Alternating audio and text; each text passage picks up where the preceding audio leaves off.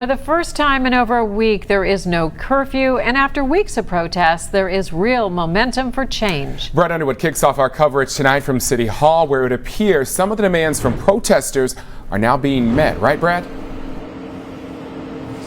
It certainly appears that way, Kyle. And just out here in front of City Hall just a few days ago, one of those protests, a list of 8 recommendations being delivered to the mayor, to the police department, and to the courts. And one of them is pumping new life into the Citizens Complaint Authority. And it appears that we're heading in the right direction on that front.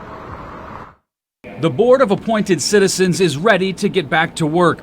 Not only short-staffed in recent years, but the coronavirus nearly stopped investigations from being done. We're 100 cases behind. We got at least 5 more from just last week.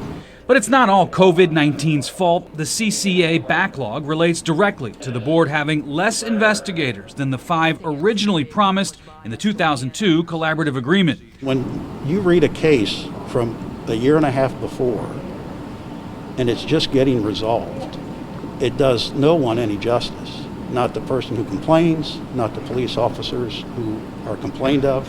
Right now, there are only 3 investigators, and one of them is currently serving as the interim executive director.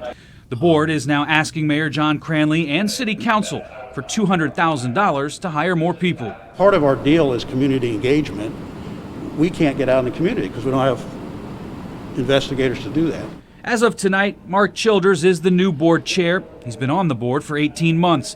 He and the rest of the CCA are hopeful that city administration will deliver on its upcoming budget promises of more money and staffing. I like to think the funding and the personnel will be there.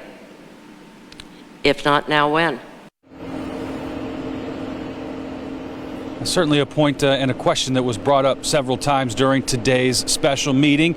It was called not only to elect the new chair, as you heard from him tonight, but also to vote on a letter to send to council asking for those specific things like money to pay for new staffing and an executive director.